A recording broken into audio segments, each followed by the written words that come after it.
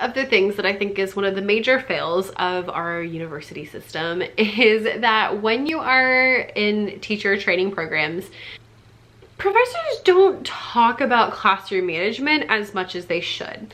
I know so many elementary music teachers that, you know, finished their college experience, went to class and like went to their own classroom and just had absolutely no idea what to do. And also I was one of them. And it just is one of those things that you need, and it's very essential to the learning process and understanding everything, but it's not talked about as much as it should be until you actually get to the classroom, and at that point it's usually like working backwards. So in this video we're going to talk all about classroom management, and specifically classroom management for elementary music teachers. Most of these things will also work if you are doing choir or band dirty, that kind of stuff, but I am specifically talking to elementary music teachers because that's what we do here on this channel. If you're an elementary music teacher, the subscribe button down below so that you can get all the things. Now this video is going to be pretty lengthy because we have a lot to cover. I really tried to take out everything that wasn't absolutely necessary and still ended up with a lot. So pause the video, go grab a cup of coffee or a cup of tea or some water. You know, for all my vocalists who drink all the water, I'm a vocalist, I get to say that. And like grab a pen, grab a paper, take some notes. I'm also going to do the like timestamps down below, so if you want to come back and reference something later, that you can do that. And yeah, let's get started. The first thing you need to know about classroom management is that pretty much everything about classroom management is your fault.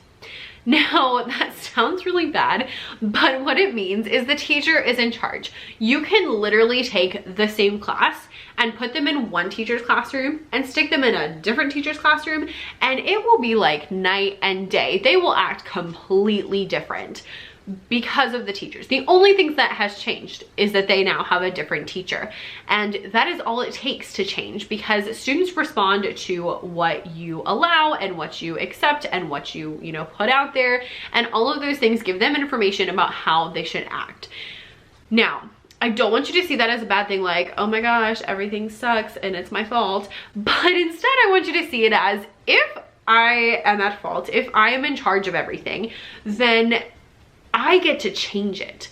So if you don't like what you currently have, you have the power to change it, and like that is on you. So if you don't like what you have right now, you can take steps in order to make things better, and you have that power. You have that power as a facilitator, as the teacher, so that you can make things better, and you can have better classroom management, and you can have the students act better.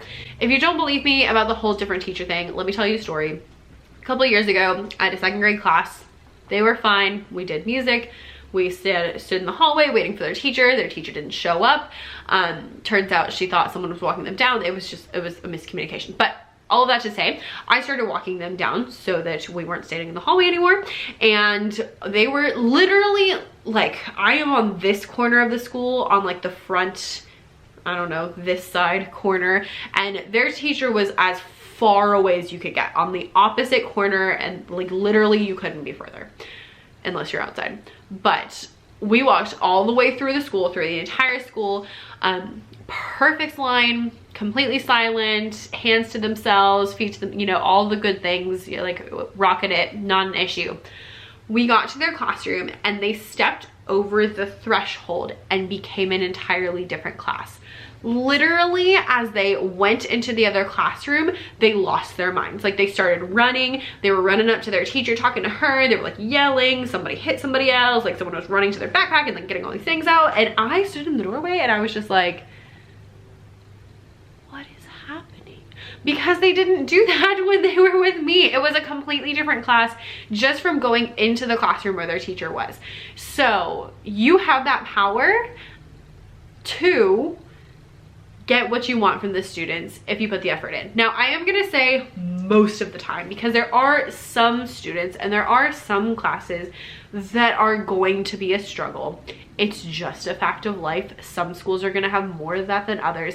But if you have 30 classes, most of them should be going pretty well. If you have one or two that are a struggle, that's, a pretty good average, I would say. I wouldn't stress about that. But if you have, you know, 30 classes and 29 of them act like hooligans, then something needs to change, and that something is you, and you have the power to make that happen. And we're going to talk about what to do in this video. So we're going to talk through a couple of different things you need. And the first thing about classroom management is that classroom management is all about relationships.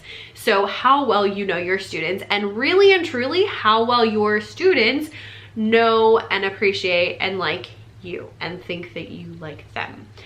There's a famous quote by, I think it's Rita Peterson, who says, students don't learn from teachers they don't like. And it's true. If you students are not gonna care about anything you have to say until they learn a little bit about you and they know what to expect and they, you know, feel like you care about them. So if you would like to have a good classroom management, then you need to make sure that kids know you care about them. How do you do that? Well, there are a couple of different ways. The first thing is that you need to learn names. I know you have like 700 kids. I get it. My main tip to you is to cheat. So what I mean by that is have a seating chart, and before you call on someone, say, Johnny, what is the answer? So every time you use their names, one, they now know that you know their name. So there's a little bit of a like power thing going on. They feel like you see them as an individual person, and also every time you look at that seating chart to figure out their name, it's getting more ingrained in your brain, and after a while you'll be able to remember the kids' names pretty easily.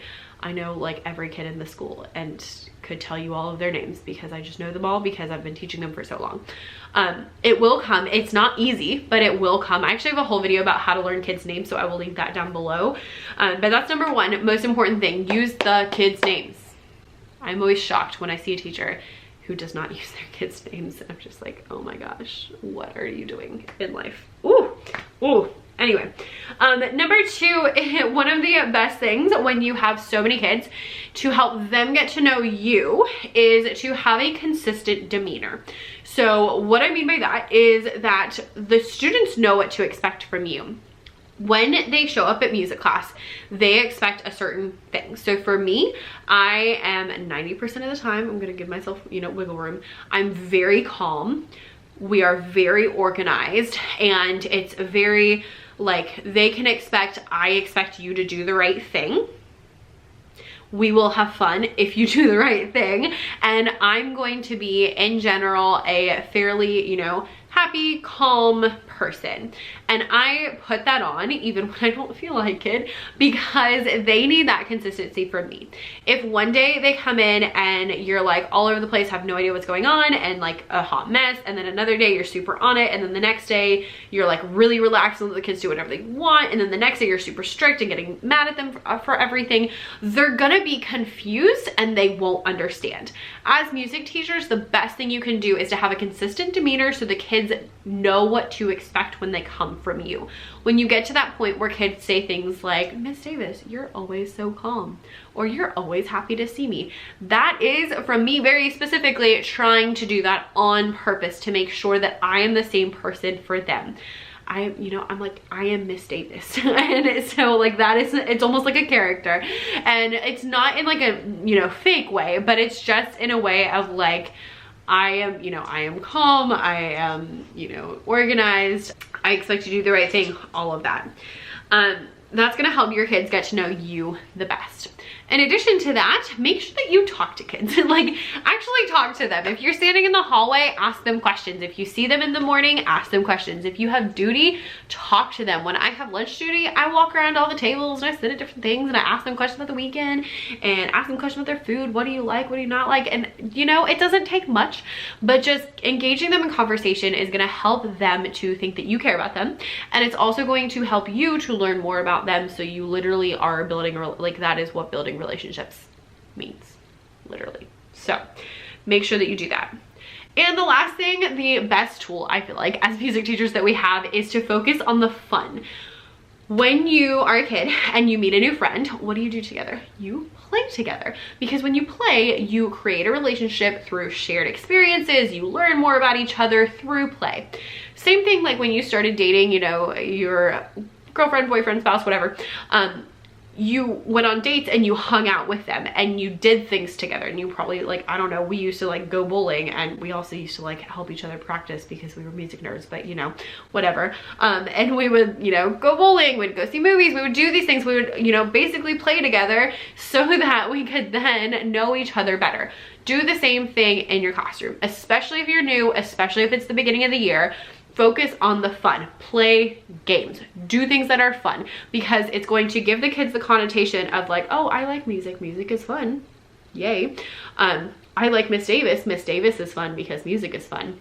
And it's also going to create those moments that the kids remember of the fun, and they will, you know, have those little moments that help build those relationships that come up naturally through play, through games, through all of those things. All right, so relationships are going to be the first tool in your arsenal, and tool number 2 is to keep it interesting. There's a quote that says, I heard it from Anne Molesky over on, oh gosh, what, the Anna Krusik podcast. That's what her podcast is called. And she always says the best classroom management plan is a good lesson plan. Now, I don't think that's your only classroom management plan, but it is a big thing. When kids are engaged, they are having fun, they're doing things. They don't have time to act up. They're, you know, actively doing things, actively having fun. They're not going to act up because they're already engaged in something else. They don't have the time to act up, you know, like all of those things. So make sure that your lessons are fun. A couple of things to help keep it interesting. Number 1, change the pace. So focus on, you know, we're standing up, we're doing this movement activity, we're sitting down, we're doing this activity, we're standing up and singing, we're sitting down and do this, and kind of change, have them go up and down and change the pace literally of what you're doing every so often, so that the kids don't get bored. If the kids are just sitting and staring at you, they will get bored. I will also get bored. It's okay, that's fine. With kids, they have very short attention spans, as you obviously know, and in my elementary music class, they always used to say it's about the age of the kid. So if the kid is 5, their attention span is about 5 minutes. That means you need to change activities every 5 minutes.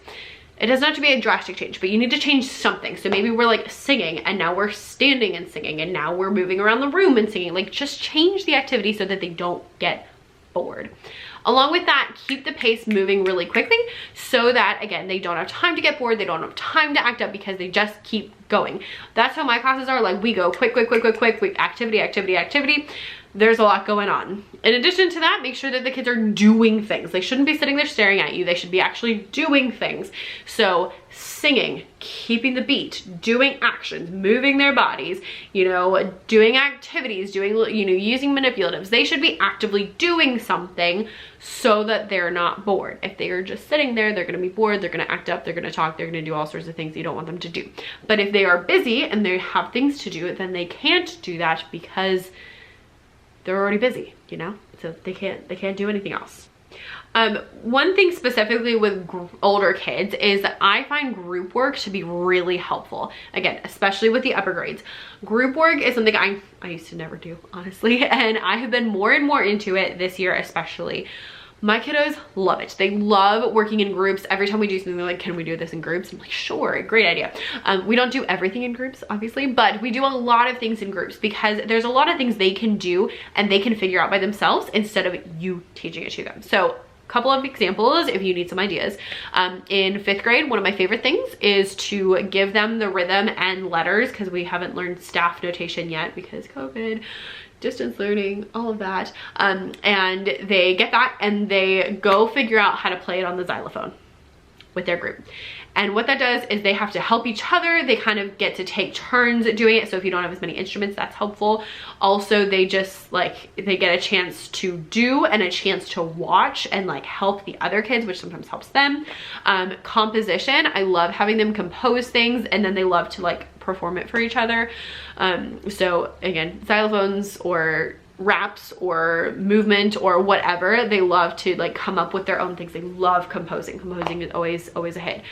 Any activity can be done in a group, like just really and truly. We do so many group work things because it just goes over so much better.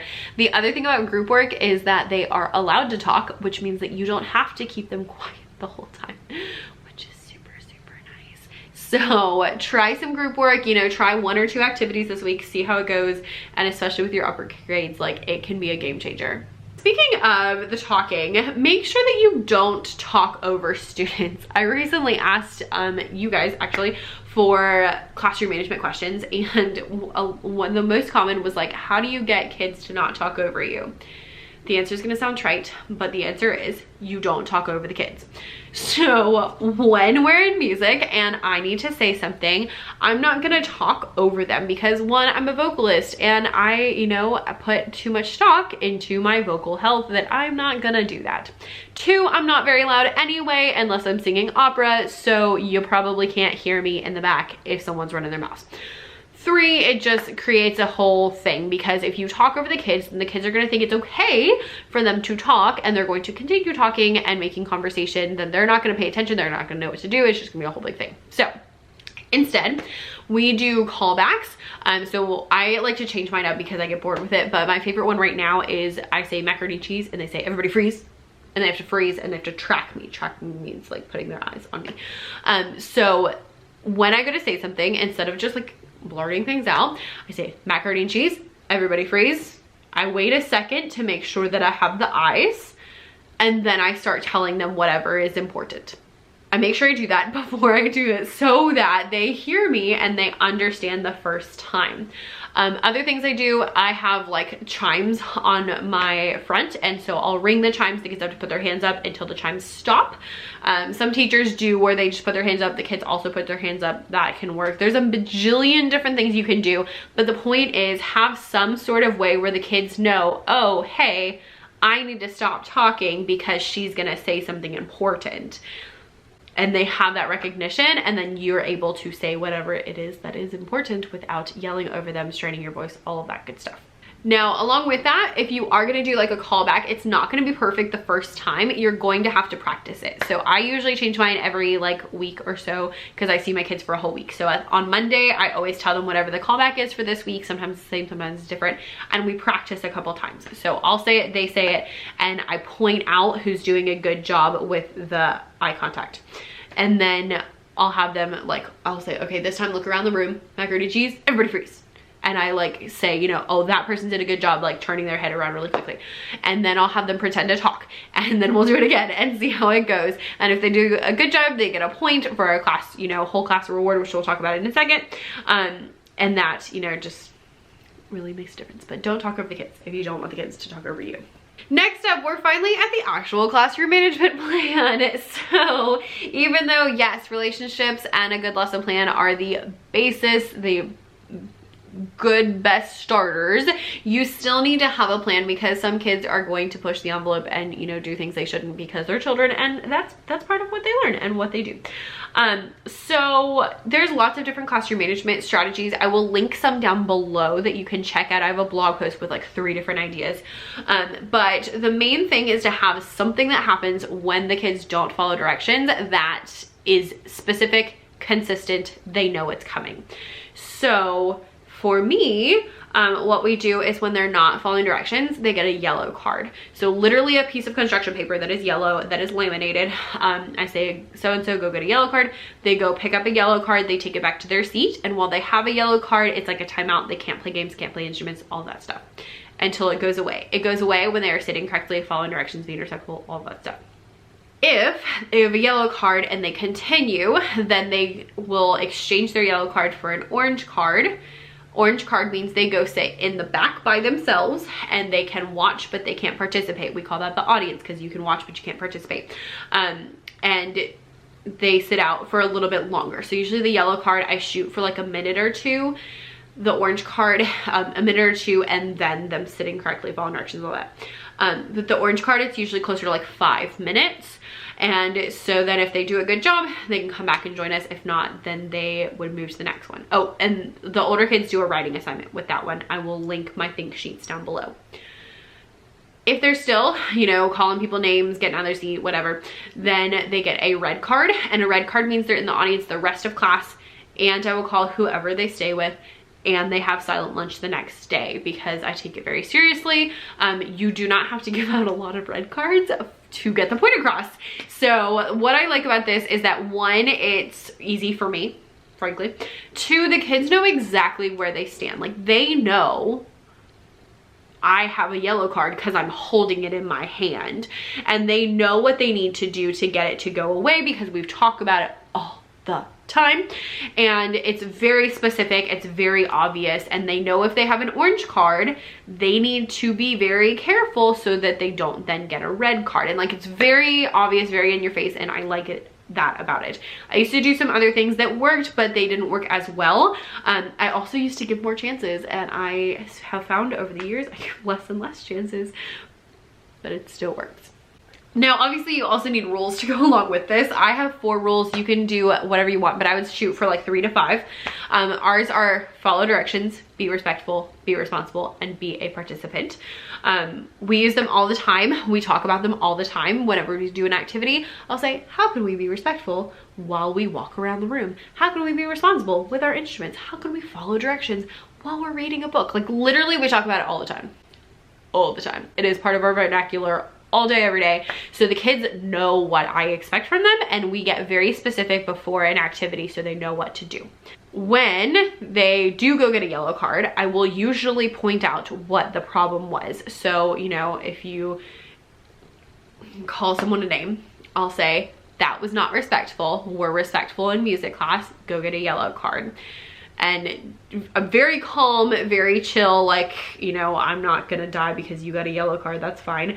But I like to point out which rule it is. So, because a lot of times you'll find that kids will be like, why do I have a yellow card? And so if you can tell them very specifically why, then they are not as confused, because sometimes kids just don't understand. You know, and it's just a thing because they're children. That's okay. Now, you do need to let them earn something. This helps to give your classroom more of like a positive environment, and it also gives the kids something to work for and something to do. No one wants to work for free. You don't work for free. You work for, you know, that big huge paycheck that we get, and so no one wants to work for free. Kids don't want to work for free either. Just their currency is not money, it's fun. Kids want to have fun, and so when you let them earn something, they have something to work for. So that could be you know, class dojo points, that could be little rewards, that could be, you know, whatever. What we do is we have a whole class reward where the kids earn points all week, because I have them for a week at a time. And at the end of the week, they cash in their points for minutes of a game time. So we get to pick a music game that we've played before at the end of the week, and we vote on it, and that's what we play. So if they have 10 points, then they get 10 minutes of game time on Friday. I can earn points if I'm working harder than they are, and so I subtract mine out. So if they have 10, I have 5, then we have 5 minutes of game time. And it gives us something positive to do. It gives me the opportunity to point out good things that are happening, and things that are, you know, people who are following directions, are being respectful, and all of that stuff. And we can, you know, throw that out there so they know what to do. Other options, you could do like music room coupons. I've seen that where people give out little coupons that say like, you don't have to wear shoes today, or you can pick like sit in the teacher's chair or whatever. You can give them to the kids and they can cash them in on another day. You could also do small rewards. Marshmallows work really well with, I was gonna say with the younger kids, it works really well with all the kids. And marshmallows are super cheap, so that's nice. Stickers, just saying. One of my favorites is doing a like drawing. So I have the kids put their name in, and I'll literally just say like, so and so go put your name in, and they put their name on a slip of paper, put it in an envelope or a bucket or whatever, and then I'll draw names, and those people will get to go to the prize box or get, you know, whatever it is that you want to do. So a couple of different options that you can do. By the way, next week we're going to talk about like my specific classroom management strategies in great detail. So if you want to know more of like in my classroom what happens, hit the subscribe button down below and turn on that bell for notifications so that you'll know when that video comes out. Now, classroom management is not all rules. Actually, a huge part of classroom management is rituals and procedures. Rituals and procedures and routines are things that you do in your classroom, and they help take some of the guesswork out of the day, both for you and for the children. So they're very, very helpful. Routines, rituals, procedures are things that you just have to decide how you're gonna do them, and if you're gonna do them, and what you're gonna do, and all of that stuff. There's not like a magical, like, this is what you should be doing. There's just different things that you can do. So a couple of things you need procedures for are like, how are the kids gonna ask a question? Some teachers don't mind when the kids call out. I cannot stand it. Mostly because if you call out, I tell them, I'm like, I don't know to stop talking to listen to you. So I need to know that I need to pay attention to you. So you need to raise your hand. You know, however you want to do that is fine. You just have to make a decision. Going to the bathroom. Can they go to the bathroom? How do they ask to go to the bathroom? All of that stuff. What did they do if they bring something to class? What do they do if they need to go to the nurse? What do they do if they finish doing their work? What do they need to do if they're like sharing supplies with someone else? How do they do that? You also need routines and systems for things like lining up, making circles, picking up supplies, putting supplies away, turning in work, fire drills, rotating, like all of those things. You need to have a decision about how you're gonna do them, and the kids have to have the opportunity to practice them. So for example, I don't have very many xylophones, and so when we use the xylophones, we have to rotate. So I have the kids like in lines that they sit on. They sit in lines behind the xylophone, and at the end of their turn, they set their mallets on top and they go to the end of their line. Everyone else scooches up. And that is a procedure that we have to practice before we play the xylophones so that we know how to do that. It is something like we have to put the effort in, we have to practice, we have to work on so that they will know how to do it. And that is a procedure that we do that we need, you know, or a routine, or I don't know, whatever you want to classify it as. But that's something we do in class that I had to decide, you know, how are we all going to play the instruments? How are we going to rotate? How are we going to do, you know, X, Y, Z? There's not a right answer. You just have to make a decision and give the kids the opportunity to practice it so they'll know what to do without, you know, kicking the xylophone over or stepping on someone's fingers or whatever, because those things do happen. All right, friends, those are like the main pieces of your classroom management strategy. I have a couple of extra things that are really important, but I didn't have a good place to stick them, so I'm just gonna stick them here at the end. And so just a couple little tips. Number one is, if you play before I say, I will take your instrument away. This is a phrase I got from Mrs. King's music class. I would highly recommend her blog, her Instagram, her whatever. It's all amazing. She has a TBT shop. She's great, and I love her ideas. And this is a phrase that she talks about in one of her blog posts. I'll link it down below. And so basically the idea is that when you're playing instruments, if the kids make an extra noise, then their instrument goes up the first time. Yeah. So every single time we play instruments, I tell them this. We talk about how to be responsible with the instruments, and then I say, remember, if you play before I say, I will take your instrument away. The very first time. So literally, if we are playing an instrument and the kids make an extra noise, it will go up the very first time.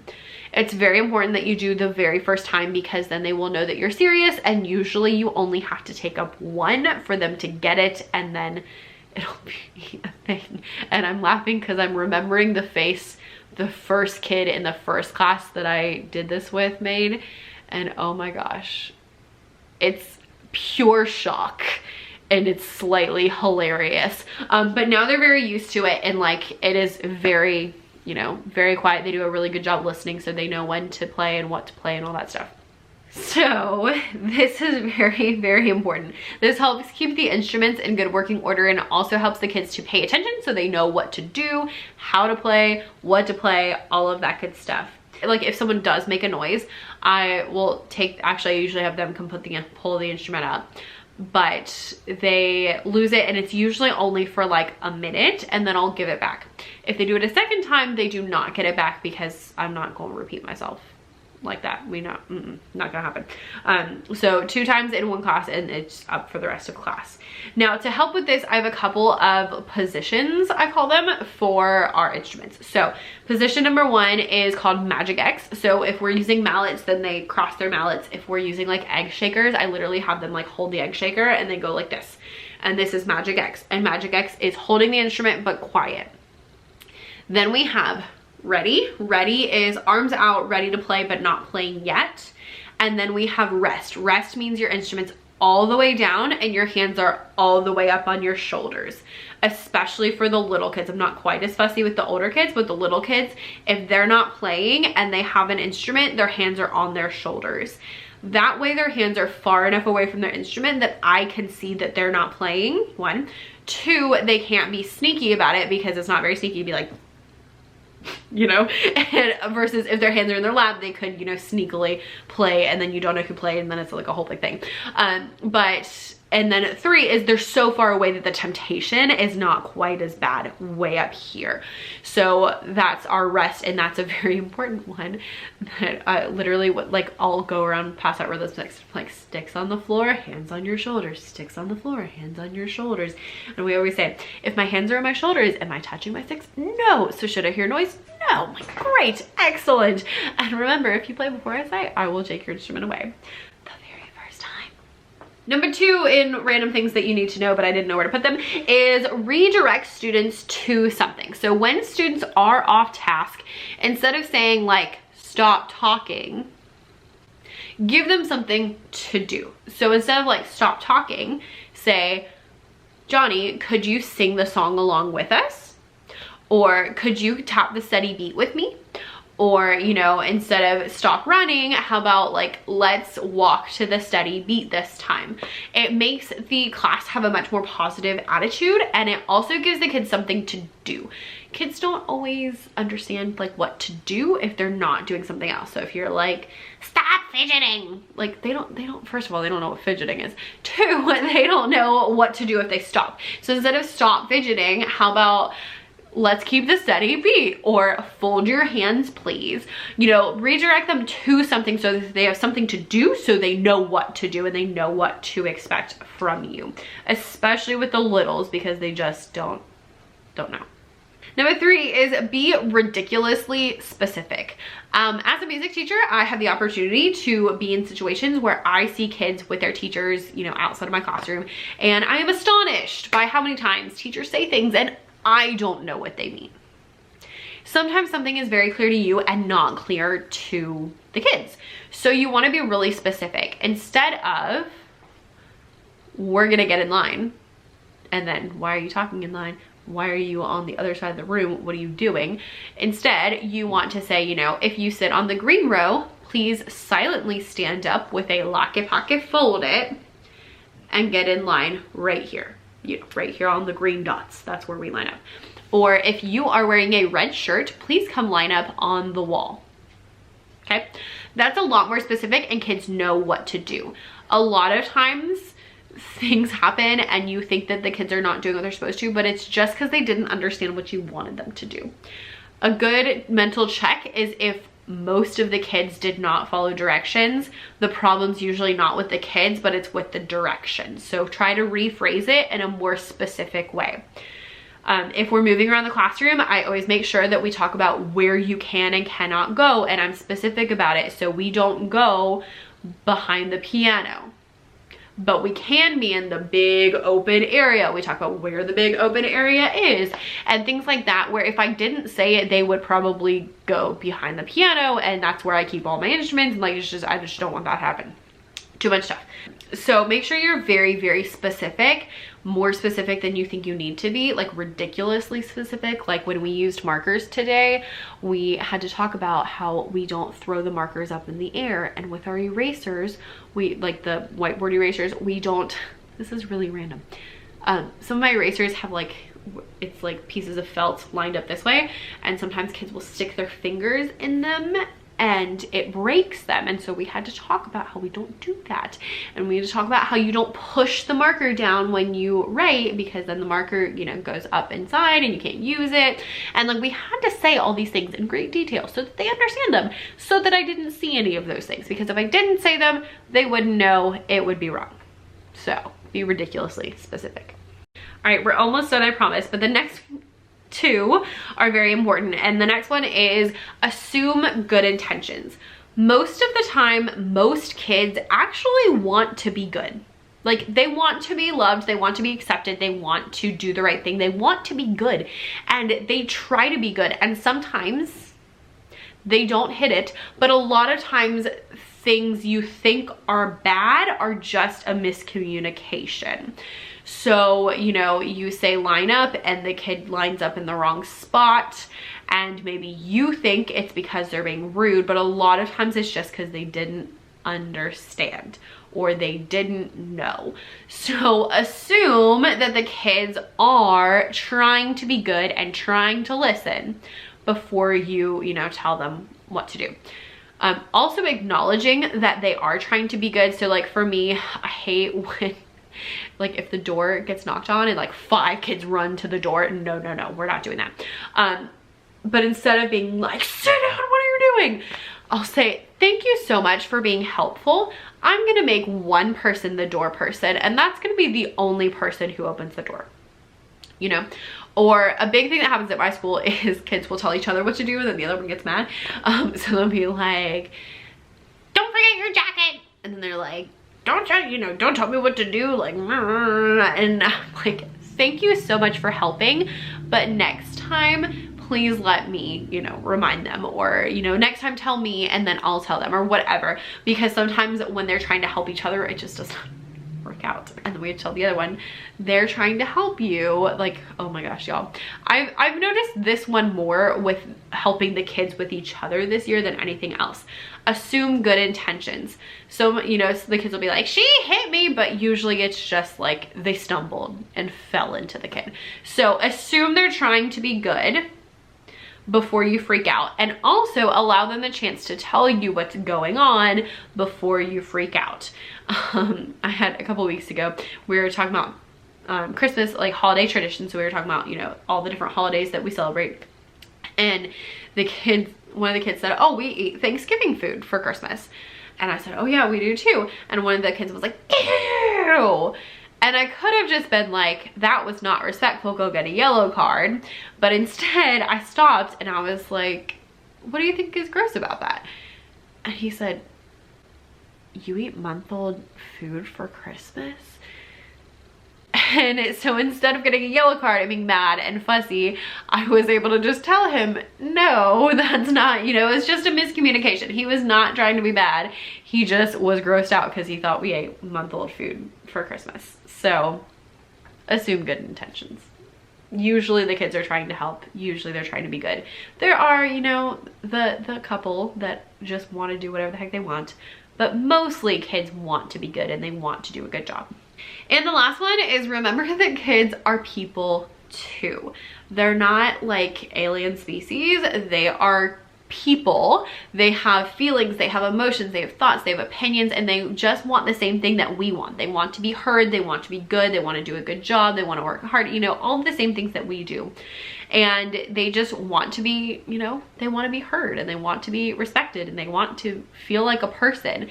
So make sure that when you talk to them, you remember that this is a little person and it is a person, and that they're gonna grow up to be a big person, and we want to make sure that they're a good big person.